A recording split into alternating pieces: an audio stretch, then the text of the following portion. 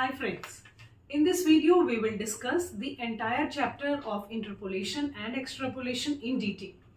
Now sometimes whenever you are surviving in the world, some of the information may be missing while some information may be available. For example, if I talk about the population census, you may be having the data of 1981, then 1991, then 2001, 2011.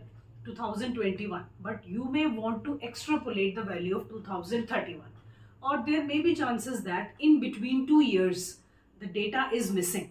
For example, if you have the data available for 1981 population census but you don't have the data available for 1991 population census, and again you have the data available for 2001 census, so whenever we are finding the values between the years, it is called interpolation. And whenever you are predicting the future values on the basis of available information, it is called extrapolation.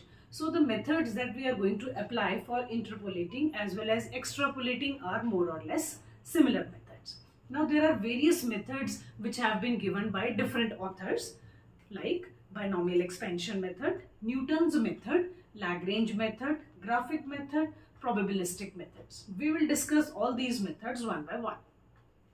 So we have two types of method to solve the interpolation and extrapolation problems. चाहे problem interpolation की हो चाहे extrapolation की हो, आप ये दोनों methods apply कर सकते हैं. फर्स्ट मेथड है graphic method.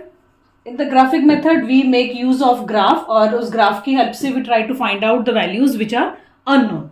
And second method है हमारे पास, that is algebraic methods. In algebraic methods we have various other methods. बहुत डिफरेंट तरह के मेथड्स हैं given by different authors. So we make use of those methods, और हम interpolation and extrapolation methods से values find out करते हैं. So in the first algebraic methods we have binomial expansion method. Binomial expansion method, it is by making the use of binomial theorem we solve the interpolation extrapolation questions. And the second method that we have in the list of algebraic method is Newton's method. So in the Newton method we make use of differences, we make a table, और वहाँ से हम जो है interpolate and extrapolate करते हैं values को. And the third method under the algebraic method is Lagrange's method. In this method also we have a formula, and by applying that formula we calculate the values, we interpolate and extrapolate the values. So एक एक करके इन सारे methods को हम discuss करते हैं. The first method in the series of interpolation and extrapolation that we are going to start is graphic method.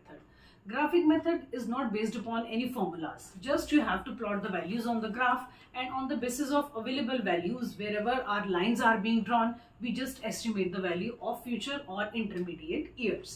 For example, you have the data of 1981 population census, you will draw a point on the graph, and again you have the data of 2001 census. You will join these 2 points. So in 1991 year, you can estimate the value from the graph itself.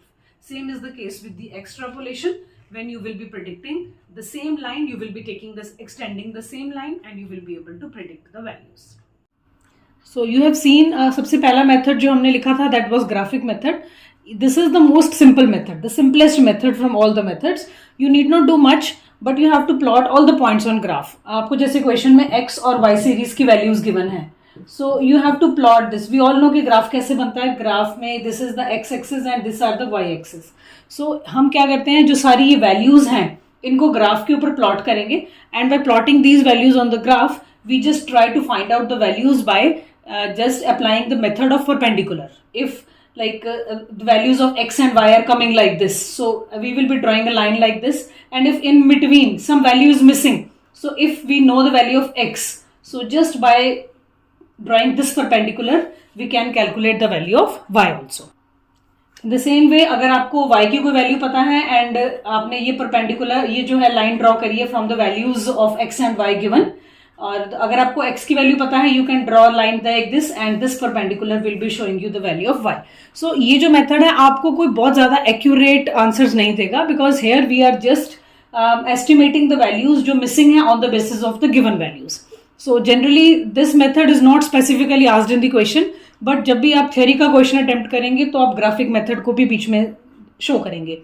So in this, if there is any value in between it is missing, जैसे हमने for example ये है values given 5, 10, 15, and here 25, 20, 30, like this it is given. So x per 5, this is the x series, x पे 5 and y के ऊपर 10. So इन दोनों का जो कॉमन पॉइंट होगा इस तरह से यहाँ से पॉइंट लग जाएगा. 10 and 20, x पर 10, यहाँ पर 20, so this is my second point. 15 and 30, so on x it is 15 and here it is 30, so this is my third point. So if यहाँ पर कुछ missing है and 25 का डेटा गिवन है, so from here I can calculate 25 ये है और ये वैल्यू है, तो बीच का अगर कुछ मिसिंग है, so when we are drawing these points, so ये जो लाइन है आपको दूसरी वैल्यू अपने आप ही शो कर देती है. So this is not that accurate method, still we can make use of this method if it has been specifically asked. ये तो बात हुई इंटरपोलेशन की. एक्सट्रापोलेशन क्या होता है? If you want to estimate any future value. So अगर आपने यहाँ पर 30 की वैल्यू को एक्स्ट्रापोलेट करना है, सो आप इस लाइन जो आपकी बनी है इसको थोड़ा सा और ड्रॉ कर देंगे, सो आप फ्यूचर की वैल्यूज को भी यहाँ पर एक्स्ट्रापोलेट कर सकते हैं, right. So this was the graphic method. Now coming to the algebraic methods. Coming to the series of algebraic methods. Now algebraic methods are like more accurate as compared to the graphic method, because here we will be based upon some formulas. The calculation will be based upon the formulas, and the values that we are going to find are going to be more accurate, of course. The first method in the series is binomial expansion method. In the coming few minutes we will discuss the binomial expansion method when one value is missing, or there can be a case when more than one value is missing. So we will discuss both the cases. But whenever you want to apply a binomial expansion, you have to check two conditions first. अब algebraic methods में first is binomial expansion method. ये जो binomial expansion method है, this is based on the binomial theorem of the algebra, and this is very useful to find out the missing values. But there are some conditions. So whenever you are applying this binomial expansion method, तो आपको ये दो conditions जो है इनका ध्यान रखना है, तभी आप अप्लाई करेंगे बायनोमियल एक्सपेंशन. फर्स्ट इज जो एक्स सीरीज है it is increasing by equal differences. जो एक्स सीरीज होगी उसको आपने देखना है, the variable x is advancing by equal intervals. जैसे एक्स का डिफरेंस है 2, 4, 6, 8, so difference is going to be equal. अगर ये डिफरेंस इक्वल नहीं है तो आप बायनोमियल एक्सपेंशन अप्लाई नहीं करेंगे, ठीक है. सेकेंड जो कंडीशन है that is the value of x for which y has to be calculated. जो हमारे को x की वैल्यू गिवन होगी जिसके लिए हमने y को कैलकुलेट करना होगा, it should be one of the class limits. One of the class limits का मतलब क्या हुआ? It should not be any limit which is outside this equal interval. इसके लिए एक एग्जांपल देखिए आप. जैसे आपको x गिवन है, x का जो डेटा है वो ऐसे गिवन है 2, 4, 6, 8, 9. तो फर्स्ट कंडीशन तो हो गई कि x इज यहाँ पे 10 कर देते हैं, x is increasing by equal intervals, ठीक है. सो फर्स्ट कंडीशन पूरी हो गई. Second is the value of x is given to you and y for example for this we have to calculate y and it should be within the class limit. अगर मैं कहूँ 8 के ऊपर आपने y की value निकालनी है then this method is applicable. But if I tell you कि 7 के ऊपर आपने y की वैल्यू निकालनी है, it means if I put this which is to be calculated, this difference should not be disturbed. ये डिफरेंस डिस्टर्ब नहीं होना चाहिए. अगर आपको बोले कि x 6 के ऊपर y की वैल्यू निकालो, फाइन, क्योंकि 2, 4, 6, 8 डिस्टर्ब नहीं होगा. बट अगर आपको बोला जाए कि x 7 के ऊपर y की वैल्यू निकालो, इट मीन्स 7 को बीच में फिट होना पड़ेगा. अगर ये 7 बीच में फिट होगा तो ये जो इक्वल डिफरेंस है वो डिस्टर्ब हो जाएगी. So then you can not apply binomial expansion method. ये देखिए, this is the way binomial expansion is done. Binomial को लिखने का तरीका ये होता है y-1 raised to power n, y power n minus ny raised to power n minus 1, and this we can expand till wherever we want. यहाँ n है n-1, अगले में n minus 1, n minus 2 होगा. यहाँ पर divided by nothing means 1 factorial है, यहाँ 2 factorial, 3 factorial. यहाँ पर y की पावर n minus 1, y की पावर n minus 2, y की power n minus 3. So we can extend this formula further. जैसे n into n minus 1, n minus 2, n minus 3 divided by 4 factorial and y having power n minus 4. So till when we are going to expand it, ये depend करता है कि आपकी equation की known values कितनी हैं. So instead of going with this equation, I will be just telling you a simple method. So with the help of some steps, you need not remember this formula and you can apply the binomial expansion method. For that we have to follow some steps. Step number 1 is, first of all, जो भी आपके पास question में x और y given होंगे आप उनको names दे देंगे. जैसे फर्स्ट x को हम नाम दे देते हैं x0, x1, x2, x3. In the same way जो भी आपके पास y में गिवन होंगे उनको y1, y2, y3 and y4. Like this we will give them the names. So after giving them the names, what we do is we just learn the Pascal's triangle. Now Pascal's triangle क्या है? Pascal triangle is a very simple type of a triangle. We start with 1 1 and just we add them. It is 2. Again we write 1 1. So we can extend this triangle till whenever we want. So we will add this 3. Again this is 3. Again 1 1. So इनको add करेंगे तो 4, ये बना 6, 4, 1 1. So further we can extend it. It will be 5, then 10, then 10, then 5, then 1 1. So जिस level तक आपको जो है इन्फॉर्मेशन चाहिए वहां तक आप ये ट्राइंगल बना सकते हैं. It can go till 10, 20, till wherever you want. And generally stats की बुक के लास्ट में पास्कल ट्राइंगल गिवन भी होता है. So from there also you can see the value. But if it is not available, you can see it is very simple to create. So with the help of Pascal triangle and with the help of these assigned transcripts, we can go ahead and solve the question. So अभी एक simple सा question लेते हैं. From there you will be come to know how we will apply a binomial expansion method. Now see, अब जैसे एक ही बिल्कुल simple सा question लिया है मैंने binomial expansion का. Here only one value is missing. 1976 में for example this is the population data. तो 17 करोड़ इज द पॉपुलेशन और we can say 17 lakh is the population. 1986 में किसी कंट्री का पॉपुलेशन 25 लाख है, 1996 में 50 है, 2006 में हमें नहीं पता कितना पॉपुलेशन है, और 2016 में again it is 100. It can be production, it can be population, anything. So अब अगर हमने ये क्वेश्चन जो है बाइनोमियल एक्सपेंशन के साथ स्टार्ट करना है, सो हमने करा था कि 2 कंडीशंस का पूरा होना जरूरी है. फर्स्ट कंडीशन क्या था? x should increase by equal interval. So आप देख सकते हैं डिफरेंस 10 का है, 10 का है, 10 का है और 10 का है.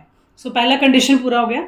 Second condition was the value of y that has to be calculated, और उसकी जो कॉरेस्पॉन्डिंग x है वो आपकी सीरीज को डिस्टर्ब नहीं करना चाहिए. तो अगर हमें 2006 की वैल्यू निकालनी है, 2006 को हमने बीच में डाला हुआ है और इससे हमारा 10-10 का जो डिफरेंस है वो डिस्टर्ब नहीं हो रहा. अगर मैं यहां पर कहूं मुझे 2005 की वैल्यू चाहिए, उससे ये डिफरेंस जो है वो डिस्टर्ब हो जाता. बट 2006 को बीच में डालने से हमारा जो डिफरेंस है 10-10 का वो डिस्टर्ब नहीं हुआ. इट मीन्स यहां पर बाइनोमियल एक्सपेंशन मेथड अप्लाई हो सकता है. अब इसको अप्लाई करने के लिए स्टेप्स देखिए. सबसे पहले आपने ये नेम्स दे देने हैं. इसको x0, x1, x2, x3 और x4. ये आप पेंसिल से भी लिख सकते हैं just for your calculation part. इसी तरह से यहाँ पर y के लिए ये होगा y0, y1, y2, y3 और y4. Now to apply this binomial expansion method हमें सबसे पहले काउंट करना है कितनी वैल्यूज हमारे पास y की हैं. 1, 2, 3, 4. हमारे पास y के 4 नोन वैल्यूज हैं. सो आपने इसके नीचे लाइन लिखोगे आप that since known values of y are 4. ऐसी 4 वैल्यूज हैं हमें जो पता है y की. जितनी भी वैल्यूज आपको पता है पहले आपने वो लिख लेनी है. So since the known values of y are 4, hence the leading difference,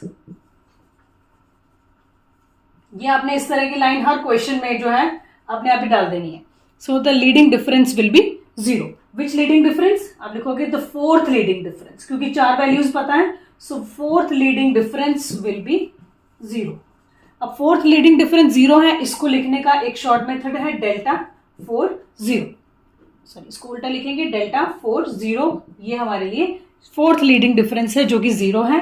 और we can write it like that. अगर हम बाइनोमियल एक्सपेंशन की बात करें तो y minus 1 raise to power 4 is equal to 0. अब यहाँ पर जितनी वैल्यूज पता होंगी हमेशा वो आपका यहाँ पर फिल हो जाएगा.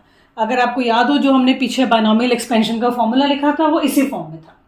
Now you need not remember the formula, बस हम इसी को थोड़ा एक्सपैंड करेंगे फॉर्मूला को आगे.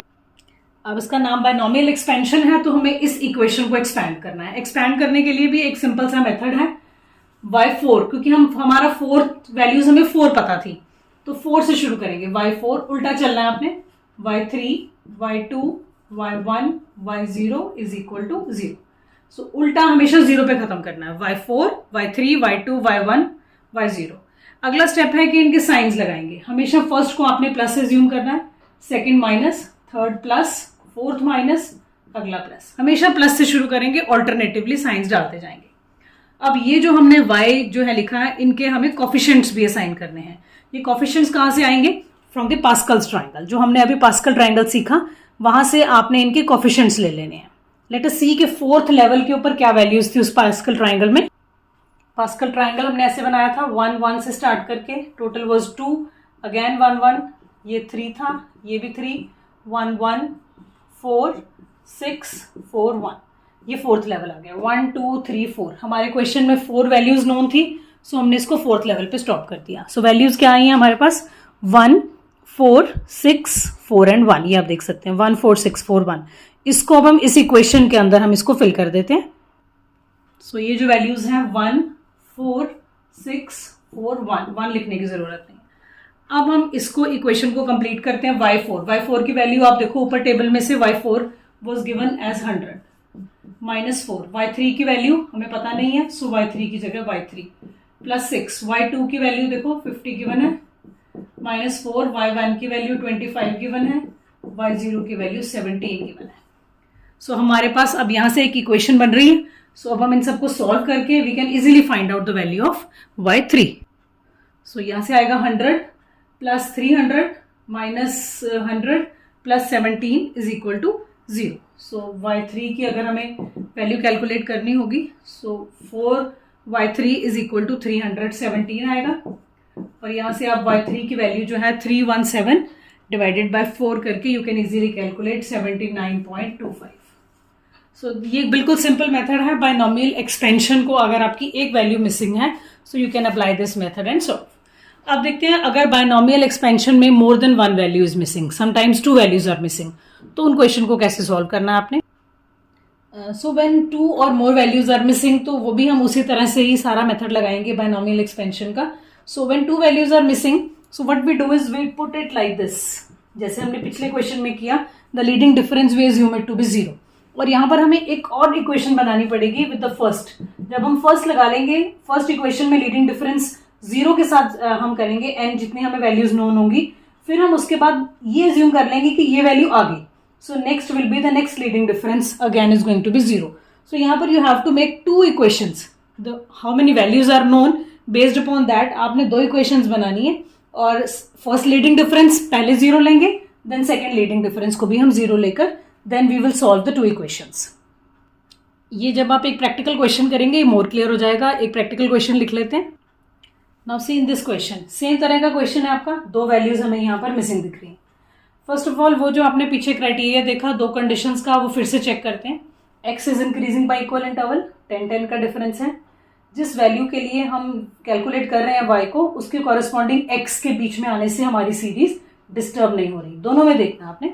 सो 25 बीच में डाला, 55 बीच में डाला, तो सीरीज हमारी जो है वो 10-10 का डिफरेंस ही शो कर रही है।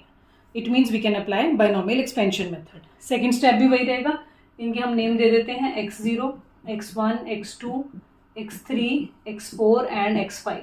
यहाँ पर y0, y1, y2, y3, y4 and y5। अब देखिए हमें कितनी वैल्यूज गिवन है, 1 2 3 4। So 4 values are given. So जैसे हमने पीछे लिखा इसके नीचे आप लिखेंगे since known values are 4, known values of y are 4। So अगर आपकी नोन वैल्यूज 4 हैं तो what will be the fourth leading difference will be 0। So the fourth leading difference will be 0। अब इसको कैसे लिखते हैं, डेल्टा 4 0 इज इक्वल टू 0। अब इसको अगर हमें एक्सपैंड करना है तो हम कैसे लिखेंगे इसको, y - 1 की पावर 4 इज इक्वल टू 0। ये बायनॉमियल एक्सपेंशन लिखने का तरीका। ठीक है, अब जैसे आपने पिछले क्वेश्चन में करा, अब इसको उल्टा चलाते हैं, y4, y3, y2, y1, y0 is equal to 0।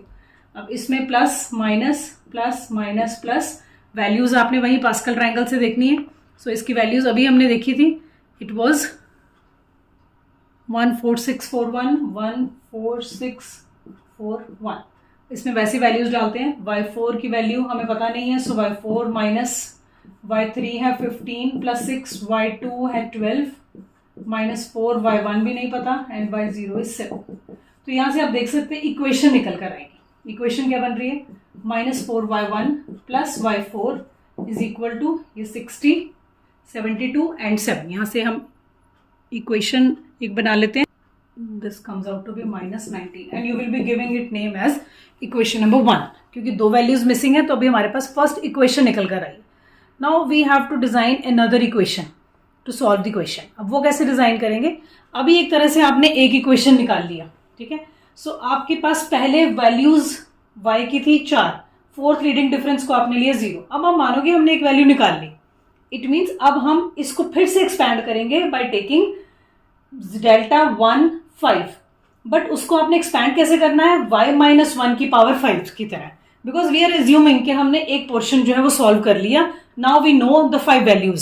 So let us see इसको लिखना कैसे. आपने पहले इस इक्वेशन को हम साइड पर लिख लेते हैं because we have to solve this with the other equation. Okay, so we wrote this equation over there. अब आपने जब दोबारा से इक्वेशन को लिखना है तो how you will be writing it? अब हम मानते हैं हमने एक और वैल्यू भी निकाल ली. सो अब हम मान रहे हैं कि हमारा फिफ्थ लीडिंग डिफरेंस जो है वो भी 0 है. यहाँ पर आपने डेल्टा 1 4 कर देना है. बट आपने एक्सपैंड कैसे करना है इसको? इस तरह से. अभी हम अपने दिमाग में आप सोचिए कि आपने एक प्रोसीजर अप्लाई कर लिया और एक वैल्यू निकाल ली. अब y-1 रेज टू पावर 5 के साथ हम क्वेश्चन को सॉल्व करेंगे, राइट. अब इसको उसके अकॉर्डिंगली एक्सपैंड करेंगे. सो अगर इसको हमें एक्सपैंड करना है so it will be y5, उल्टा चलेंगे y4, y3, y2, y1, y0 is equal to 0. Science लगाते हैं plus minus plus minus plus minus.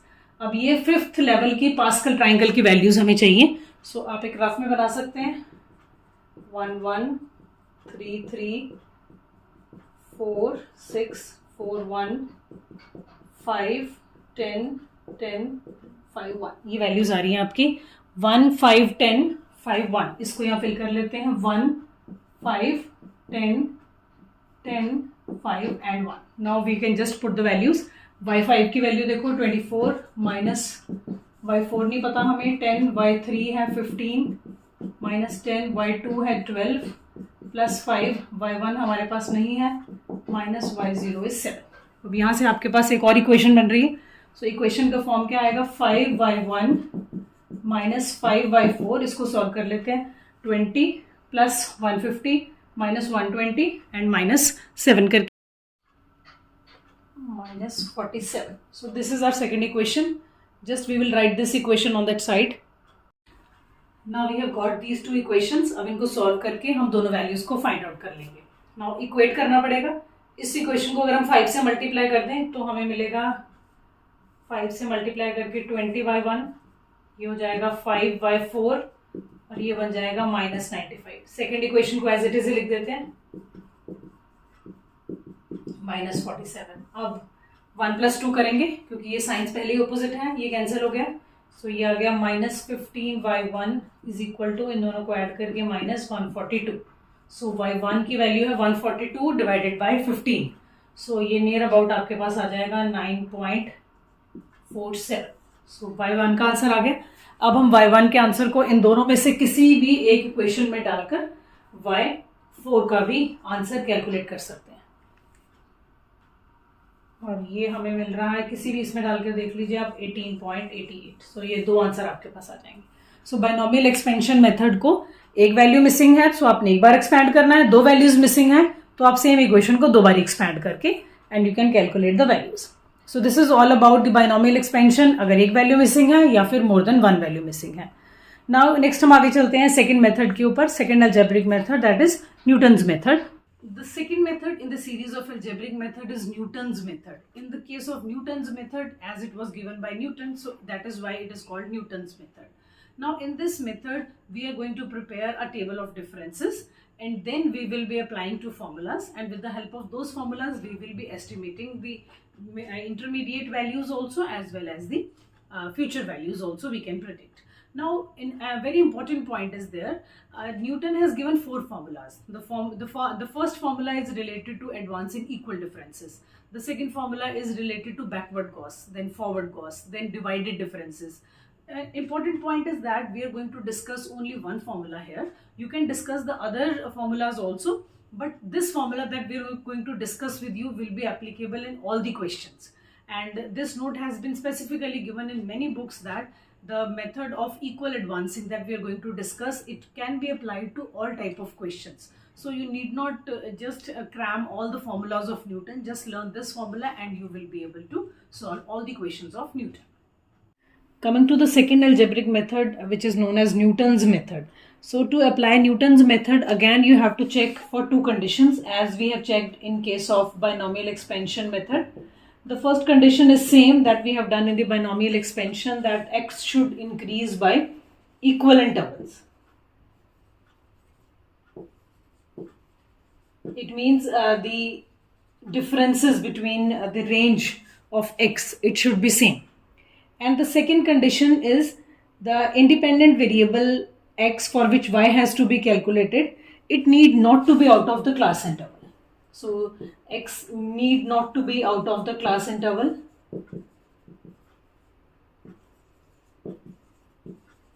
Class limits, which was the precondition of binomial expansion method. In the binomial expansion we have just done that if x is increasing by the interval 5, 10, 15 and y is having certain values and we have to calculate for 20. So this 20 should not disturb this difference. But here in this Newton's method, second condition is opposite to the binomial expansion. जो हमने binomial expansion में किया उसका बिल्कुल opposite है कि अगर आपका ये difference 5 का है and if you want to calculate the value for 23, अगर आप 23 बीच में डालेंगे, if it is given and you want to calculate for 23, so this 23 is going to disturb the class intervals, so that is not an issue in case of Newton's method. Now Newton's method के लिए what you will do is you have to calculate various differences and then we have to apply the formula as well. So Newton method के लिए आप दो जगह पर formula apply करेंगे, दो तरह से फॉर्मूला अप्लाई होगा. फर्स्ट फॉर्मूला जो होगा that will be for the calculation of small x. How you will calculate small x, इसके लिए फॉर्मूला होगा वैल्यू टू बी इंटरपोलेटेड. जो वैल्यू हम इंटरपोलेट या फाइंड करना चाह रहे हैं वो value minus value at the origin. आपके एक्स के ओरिजिन पर एक्स की फर्स्ट वैल्यू क्या है, that is value at the origin and divided by difference between adjoining values. जो values हमें calculate करनी है, कौन सी दो values उन दोनों को adjoin कर रही हैं, so उन दोनों का difference. So this we will see in the case of practical example, it will be more clear. Now after applying this formula, again the second formula will be applied. And then second formula is जो y की value we have to calculate, whatever will be asked in the question. Formula is y0 plus x into delta 10. What is delta 10? That we will see in the table of Newton. Plus x into x minus 1 and delta 20 divided by 2 factorial. So like this we can extend the formula. Next will be x minus 1, x minus 2 divided by 3 factorial and delta 30. Now you can see you can extend this formula till n number of times whenever you require. If I'll just show you plus. See, at first it was x, then in the second part it is x into x minus 1, in the third part x into x minus 1, x minus 2. So in the next part it will be x minus 1, x minus 2, x minus 3 divided by, here nothing is there, it means 1 factorial. This is 2 factorial, this is 3 factorial. In the next part it will be 4 factorial. Here we have multiplied with delta 10, delta 20, delta 30. So it will be delta 40. So ये इस तरह से आप formula को learn कर सकते हैं. Like, and in the first part you have to add y0. What is y0? That we have already done in case of binomial expansion, x1, x2, x3, x0, y0, y1, y2, y3. In the same way we will keep the names. So now let us see a practical question where it will be more clear that what is this deltas and what are the differences. Now this is a practical question in which x and y have been given, and in this question it is given you have to interpolate the value of y when x is equal to 25. So this is the question. Now let us see first, can we apply Newton method over here or not. The first point was x should increase by equal interval. So difference जो है 10 का difference है. First condition is satisfied. Second condition is the value of y on the basis of which, the value of x on the basis of which y has to be calculated. It is coming in this, if I fill 25 over here, it will disturb my equal difference. So that was the condition, second condition, it can disturb. So it means we can apply Newton method, not an issue. So to apply the Newton method, first of all, we have to prepare a table of differences has to be made. So here only we will make the differences column in this.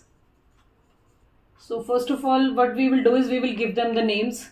This is x0, x1, x2, x3 and x4. Here also y0, y1, y2, y3 and y4. So for making the table differences, first of all we will write here first difference.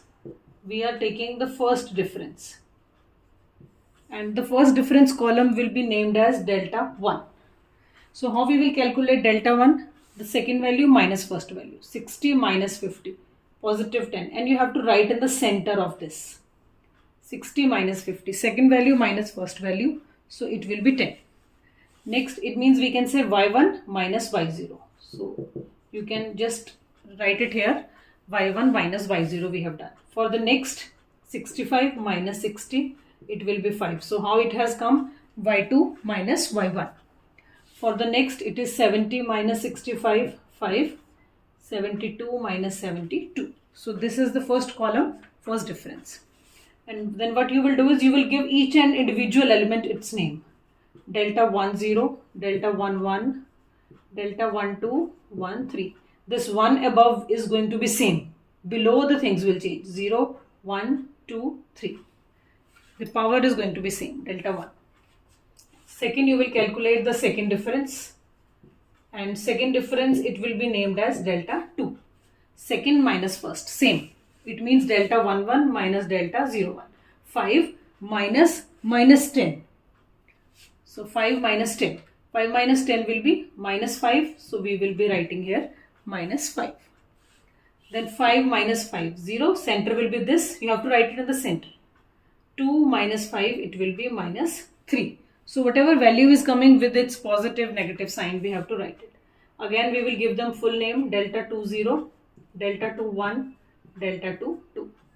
So this was our second difference.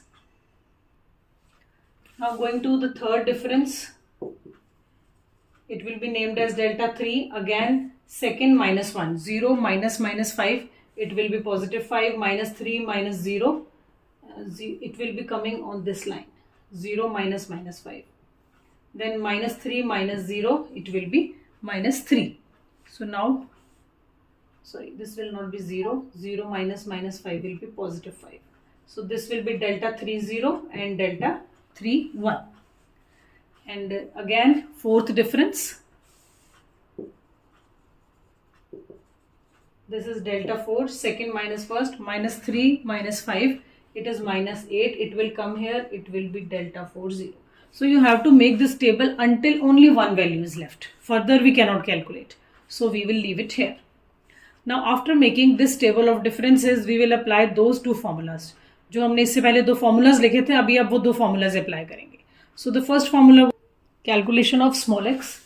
Calculation of small x, the formula we have done is value to be interpolated. So we have to interpolate this value. 25, value to be interpolated minus value at the origin. See, in the x series, what is the origin value? First value, 10. So value at the origin divided by difference between adjoining values. So 25 is coming in between of these two. So 30 minus 20. So these are the two values which are adjoining. जो दो values के बीच में हमारी interpolation का value आ रहा है. So 25 minus 10 is 15 divided by 10. So this small x comes out to be 1.5.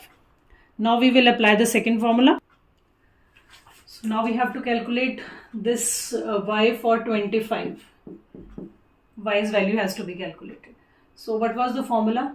X delta 1 0 plus x minus 1 2 factorial delta 2 0 plus x minus 1 x minus 2 3 factorial delta 3 0. As I told you, we can extend this formula till whenever we require. So we require it x minus 1 x minus 2 x minus 3 4 factorial and delta 40. Till here we require this.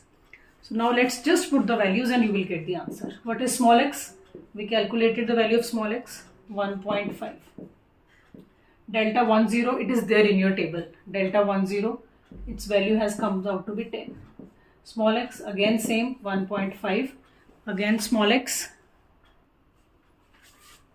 1.5 minus 1. 2 factorial value means 2 into 1. So it will be 2. Delta 20, this was minus 5. Plus again 1.5, 1.5 minus 1, 1.5 minus 2, and 3 factorial means 3 into 2 into 1, 6. Delta 30, we have already calculated, its value is 5. Plus again we will put the values in here, 1.5, 1.5 minus 1, 1.5 minus 2, 1.5 minus 3, and this will be 4 into 3 into 2 into 1, 24.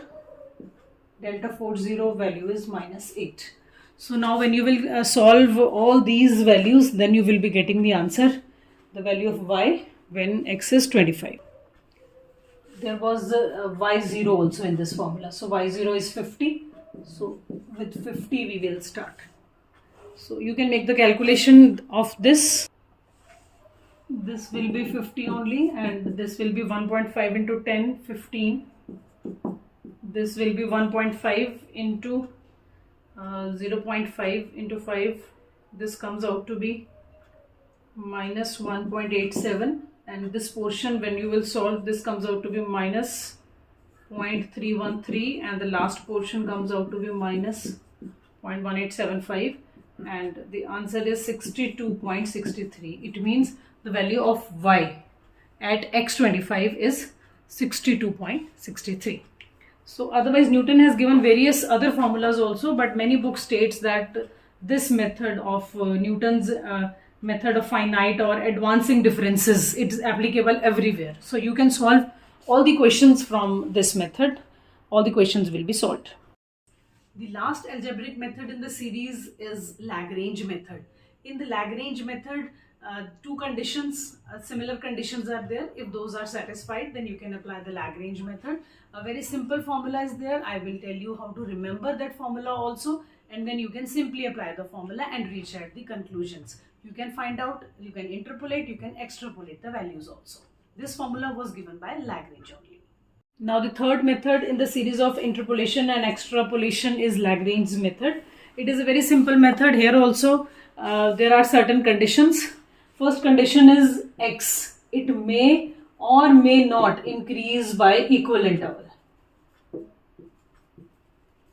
which was a precondition. जो हमने पहले दो method करे, Newton method, binomial expansion method, it was compulsory over there कि x का जो difference है it should be equal. But this is not the case in case of Lagrange method. अगर x का डिफरेंस इक्वल नहीं भी है, still आंसर आएगा आपके क्वेश्चंस का.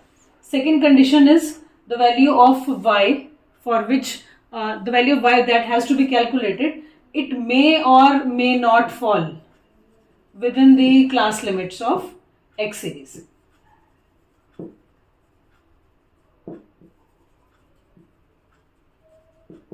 जो कि हमने फर्स्ट कंडीशन बाइनोमियल एक्सपेंशन में किया था कि इससे आपकी सीरीज डिस्टर्ब नहीं होनी चाहिए. तो यहाँ पर तो सीरीज पहले से डिस्टर्ब है.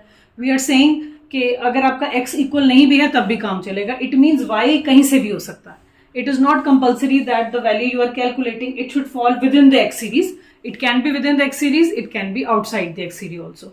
So it means जहाँ पर आपका फर्स्ट मेथड नहीं लग रहा, सेकेंड मेथड भी नहीं लग रहा न्यूटन, देन लैग्रेंज मेथड आप हर जगह अप्लाई कर सकते हो और आपका आंसर जो है वो आ जाएगा. अब इसका फॉर्मूला क्या है? The formula for calculating the value of y under the Lagrange method is, सबसे पहले आपने y0 से शुरू करना है. x minus 1, x minus 2, x minus 3, and below in the denominator x0, x minus 1, x0, x minus 2, x0 minus x3. So आपने याद कैसे करना है इस फॉर्मूला को, अभी आप देखेंगे. इस फॉर्मूला को हम कितना भी एक्सटेंड कर सकते हैं. Now I have started with y0. In the second part I am writing y1. अभी अब इसको देखो, x माइनस x0, यहाँ मैंने x0 नहीं लिखा था, x1 से स्टार्ट करा था. अब x माइनस x0, अब x1 छोड़ देंगे, x2, x माइनस x3. सो हर बार आपको एक छोड़ना है। पहले मैंने x0 छोड़ दिया, x1, x2, x3, आगे सबके x ही आते। यहां पर मैंने x1 को छोड़ दिया, x0, x2, x3, जिसको छोड़ा है वो नीचे आ जाता है। x1 को छोड़ा था और ये सेम आपने ऊपर से कॉपी कर देना है। x1 पीछे वाला आपने सेम कॉपी कर देना है, x1 पीछे वाला आपने सेम कॉपी कर देना है। इस तरह से आपने ये फॉर्मूला लर्न कर लेना है। प्लस इस फॉर्मूला को और एक बार एक्सटेंड करते हैं। जैसे यहाँ y1 लिखा है, अब हम यहाँ पर y2 लिख देते हैं। अब x माइनस x1, पहले हमने x1 को लिया था, अब हम क्या करेंगे, x0 लेंगे, x1 भी लेंगे, अब x2 को छोड़ देते हैं।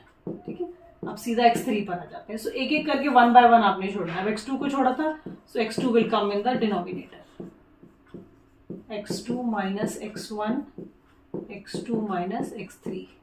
इसी तरह फॉर्मूला का फोर्थ पार्ट भी लिख लेते हैं। अभी यहाँ आएगा y3, x minus x0, x minus x1, x minus x2। अब x3 को छोड़ दिया, सो x3 आपका जो है वो नीचे आ गया डिनोमिनेटर में, x3 माइनस x1। बस ये आपने फॉर्मूला याद कर लेना। अब ये सब x जो है वो क्या है, this is all there in your question, right. x0, x1, x2, x3 वही है जो आपने पीछे बाइनोमियल एक्सपेंशन में देखा। एंड स्मॉल x क्या है यहाँ पर, वैल्यू टू बी इंटरपोलेटेड, जिसको आपने कैलकुलेट करना है वो ये है। सो अभी एक प्रैक्टिकल क्वेश्चन देखते हैं, उससे आपको बिल्कुल क्लियर हो जाएगा, बिकॉज ये सबसे सिंपल मेथड है। सो ये प्रैक्टिकल क्वेश्चन आपको दिया हुआ है, इसमें लिखा है एज है और वेट गिवन है। So the question is, this table is showing the normal weight of a baby according to the age. So at the 0 age generally the weight is 5 kg, at the age of 2 the weight is 7 kg, like that. अब क्वेश्चन क्या कह रहा है, that you have to calculate the weight of a 4-month-old baby. So if we will see 4 will be coming over here. So let us see सबसे पहले x का difference कैसा है, डिफरेंस 2 का, 1 का, 1 का। So when the difference is unequal, हमने करा था कि लैग्रेंज मेथड अप्लाई कर जाएगा। ओके, अब 4 विद इन द सीरीज आ रहा है या आउटसाइड द सीरीज आ रहा है, हार्डली मैटर्स। जब डिफरेंस अनइक्वल है आप लैग्रेंज मेथड अप्लाई कर देंगे। अब इसके शुरू करने के लिए ये आपका फर्स्ट वैल्यू बन जाएगा x0, ये x1, x2, x3 और x4। इसको आपने बीच में नहीं लिखना, जो क्वेश्चन गिवन है उसी के according. And this will be y0, y1, y2, y3 and y4। Small x क्या है इसमें, 4, जो क्वेश्चन में पूछा हुआ है कि आपने 4 years के बेबी का वेट निकालना है। So small x is 4। Now you can see everything is there, जो हमने यहाँ फॉर्मूला में हमें चाहिए सारा कुछ यहाँ निकल चुका है। जस्ट अब आपने वैल्यूज को फिल करना है इसमें। Now just start putting the values. Let's fill the values in this. So हमने निकालना है y4, 4 की एज में कितना वेट है। फॉर्मूला इज y0, ये रहा y0 5, x स्मॉल x क्या है 4, x1 क्या है, क्वेश्चन में you can see x1 is 2, then x minus x2, x is 4, x2 is 3, then x minus x3, 4 minus 5, and last will be 4 minus 6. You have to extend the formula till the values are there. तो सबसे पहले हमने ये 0 छोड़ दिया, 4 में से -2, -3, -5, -6 divided by. अब जो चीज़ आपने छोड़ी है वो डिनोमिनेटर में आ जाती है। सो 0 we have left, so 0 minus 2, 0 minus 3, 0 minus 5 and 0 minus 6। ये आपके फॉर्मूला का फर्स्ट पार्ट हो गया, राइट। प्लस जो हमने यहाँ पर लिखा है सेम फॉर्मूला में हम वैल्यूज पुट कर रहे हैं। Now coming to the second part of the formula, second part is y1, x minus x0. Now we will leave x1. So let's put the values. What is y1? According to the table, y1 is 7. Then x minus x0, what is x? 4 minus 0. Now we will leave x1. So 4 minus 3, 4 minus 5, 4 minus 6. Now we have left 2 x1. So 2, it will be coming in the denominator, 2 minus 0. 2 minus 3, 2 minus 5 and 2 minus 6. Now we are done with the second part of the formula. Now coming to the third part of the formula, fill the values. Plus, it is y2, y2 is 8, then 4 minus 0, 4 minus 2. Now we will leave x2, right? So 4 minus 2, 4 minus 5 and 4 minus 6. Now we have left 3. So 3 minus 0, 3 minus 2, 3 minus 5 and 3 minus 6. Coming to the last part of the formula, plus 8, it will be 10, 10 over here. Then 4 minus 0, 4 minus 2, 4 minus 3, now we will leave 5, 4 minus 6 divided by 5 minus 0, 5 minus 2, 5 minus 3, 5 minus 6 plus. The last value is y4, y4 is 12. So 12, 4 minus 0, 4 minus 2, 4 minus 3, 4 minus 5. Now we are left with 6. So 6 minus 0, 6 minus 2, 6 minus 3 and 6 minus 5. Now you will solve all these values and then you will be able to interpolate the values. So when you will solve this first part, you will be getting 1 upon 9 plus. Solving the second part, you will be getting minus 7 upon 3. By solving the third part, you will be getting 64 over 9. You can write it in the fractions or you can write it in the points or in the fractions. It is not an issue. So minus 4 upon 3. So after taking the LCM, you can just see this answer will be 80 by 9, or you can write it in the points also. So this is the estimated weight of the baby at the age of 4. So this is how the Lagrange method will be applicable. So in all the methods, you have to first check whether the condition is fulfilled. So the method which is fulfilling the question's condition, apply the method accordingly. So this was all about the entire chapter of interpolation and extrapolation. So depending upon the situations, you have to apply the best method. You have to check the method. If you are going to apply the method which is not suitable, of course, the answer you are going to get will not be accurate. So just check the conditions that we have discussed and then apply the formula. Then you will be able to interpolate and extrapolate the values. Thanks a lot.